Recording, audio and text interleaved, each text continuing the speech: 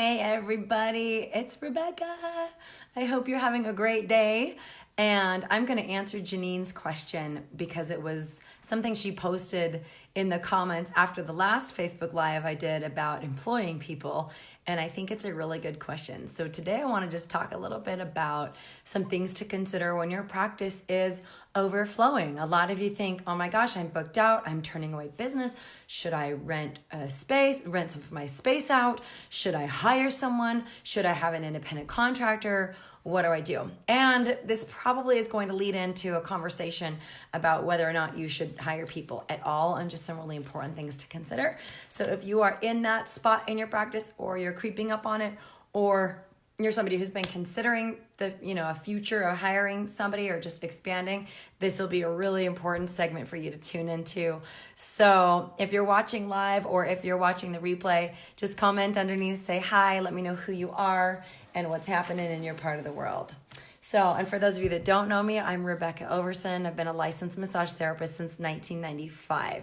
And after struggling and failing and quitting for 8 years, I came back and I built a thriving practice almost overnight, which I ran for 9 years and then sold. And I full-time run my business academy for massage therapists in private practice who really do want to thrive by mastering principles of business, sales, and marketing, and all the things that we don't like to do, but are really necessary in order to grow a thriving practice of your own.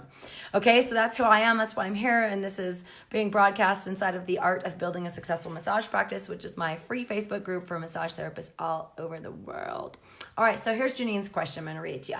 She says, would love to hear how you decided to have employees or renters. I'm self-employed. I own a successful massage and skincare business, and I'm now to the point where I'm turning away business and tourist business. Having an employee would mean getting the extra business. Having a renter would mean they have their own business and doesn't solve my problem. Maybe I just answered my own question, but I'd love to hear your thoughts. And I said, you know what, Jeanine, I'll do a live on that. So we're going to talk about this.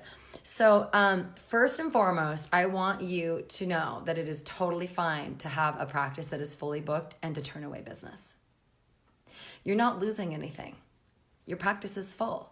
This is a service-based industry, and you max out your income based on what you're charging and maxing out the number of hours that you can work. And it's okay to not take new clients. So step one, I would say, first of all, Jeanine, you know what I mean? Like put something on your website or put the word out. Maybe you're just not taking new clients right now, and that's totally fine. You know, you don't have to necessarily capture that revenue. And I remember talking to a massage therapist once who said you should hire an independent contractor the minute you turn away one appointment. And I used to believe that. And that's what I did, was I actually hired employees. But it creates a whole new set of problems. So, like I said, I'm probably going to end up just getting into that. But here's how to decide whether or not to rent space to somebody. First of all, assuming you have the extra space, maybe you have an extra room in your office that's sitting vacant, or maybe you're only there 15 hours a week and your room is sitting empty the rest of the week, or maybe you only work on Sunday, Monday, and Tuesdays and it's sitting around Wednesday through Saturday doing nothing. That's a good idea if you want to create additional revenue by basically having somebody rent out your room that's either not in use or when it's not in use, renting it out, and basically being their landlord. Now understand, when you rent a space to someone else, you have absolutely zero involvement in their business. Do not send them clients. Do not decide the paint colors of their walls. Don't necessarily furnish the room unless you're charging for that. Understand that they are literally just running their own business inside of the four walls of yours, and do not confuse that relationship. Okay, you're a landlord and they are a tenant. The end. And just like if I was renting an apartment or a condo or a home, my landlord, the owner, wouldn't come in and tell me how to furnish my home or tell me what to eat and those kinds of things. A lot of massage therapists make that mistake of renting space to somebody and then trying to help them build their business. And that's just, you're not getting paid for that. The purpose of having a renter is to lower your expenses, period. Okay. So hopefully that helps.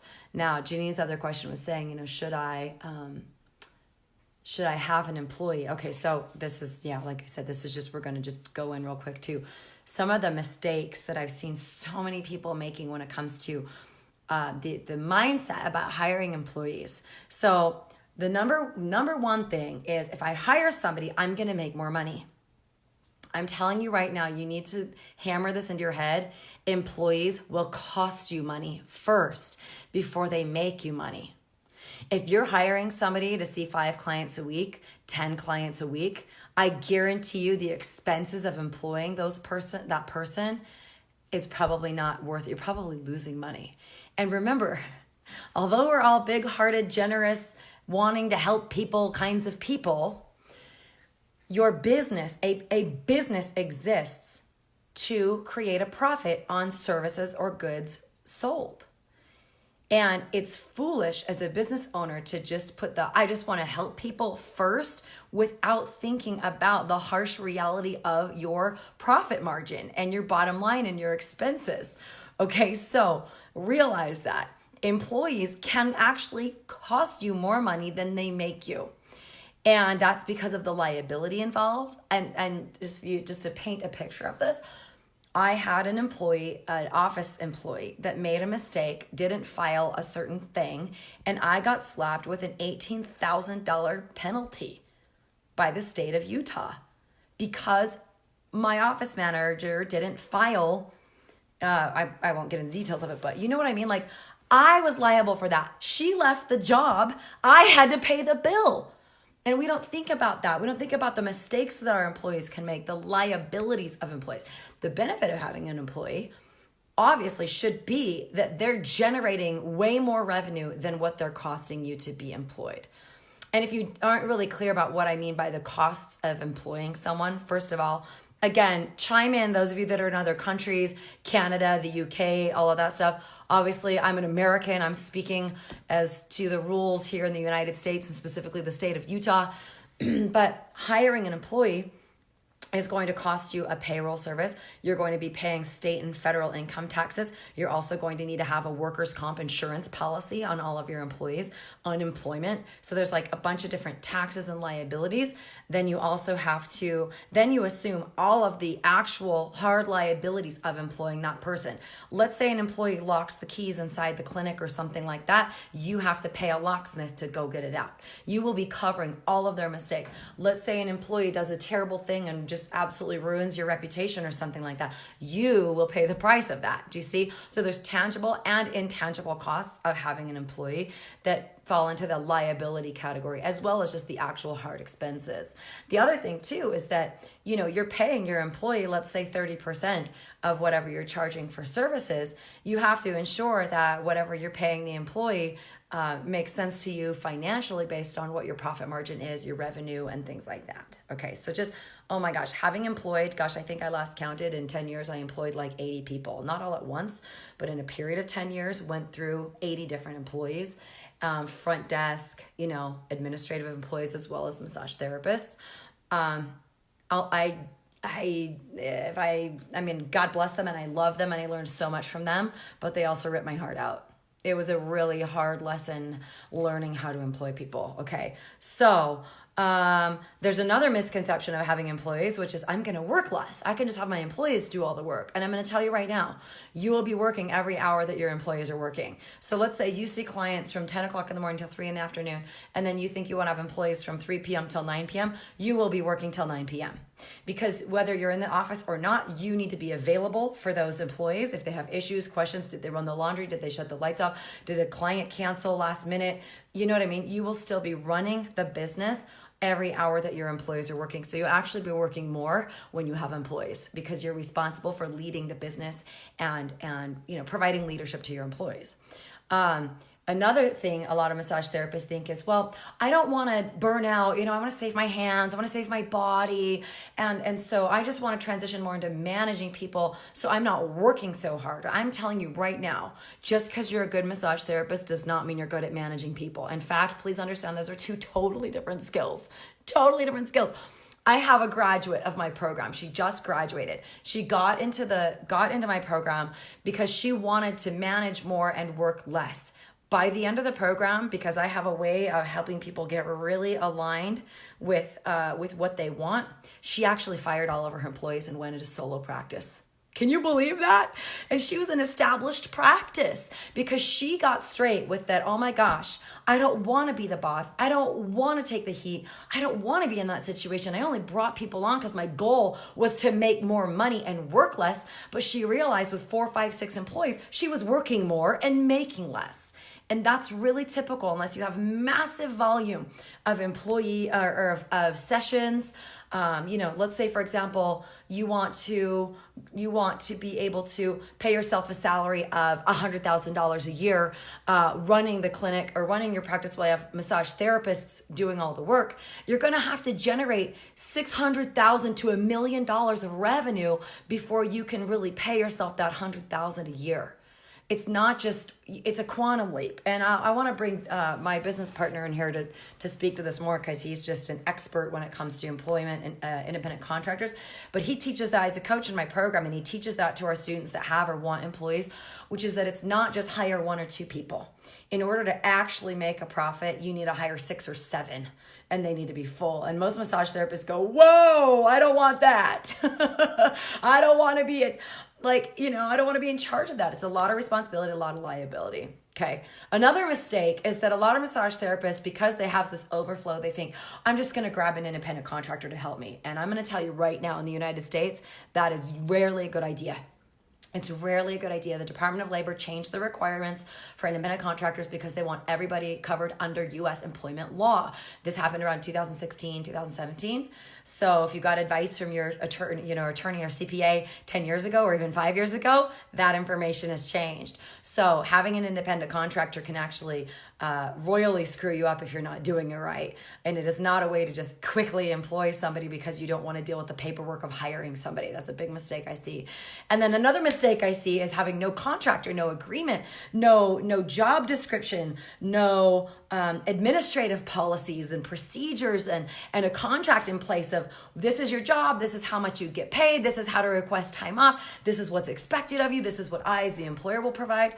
Way too many people out there just trying to hire people based on a verbal agreement. I'm telling you right now, that's really foolish and really, really dangerous.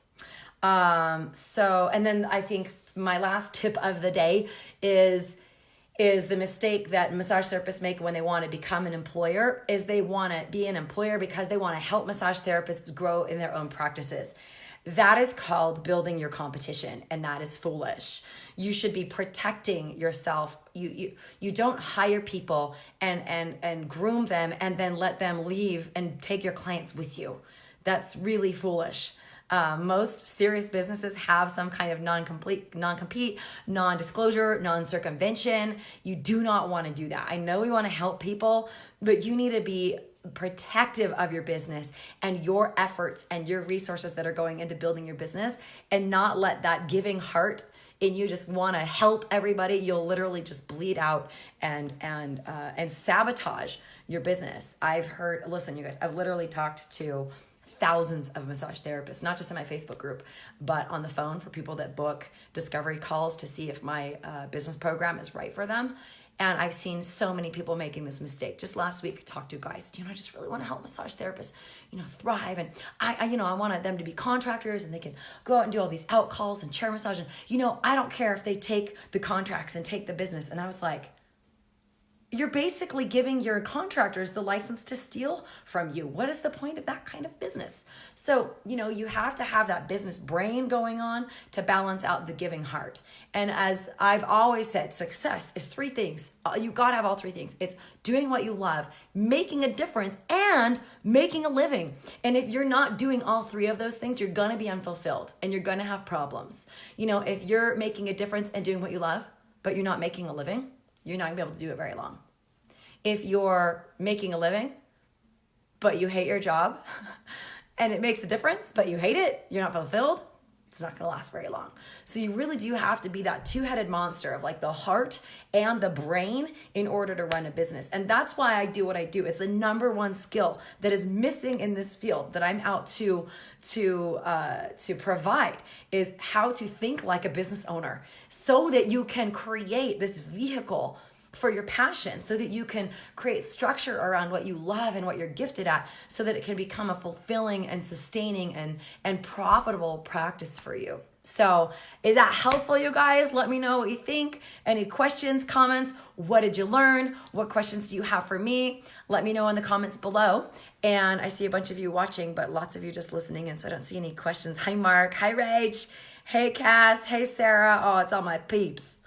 I just love you guys. Thanks for being a part of my community. I will also post a link once this is posted in the Facebook group. I'll post a link for how to apply for my life-changing, world-altering 8-week business mentoring program for those of you that are really serious about solving the problems that you're having and getting total clarity about how to make your practice thrive and what steps to take next. Okay? All right. Love you guys so much. I'll talk to you soon. Bye.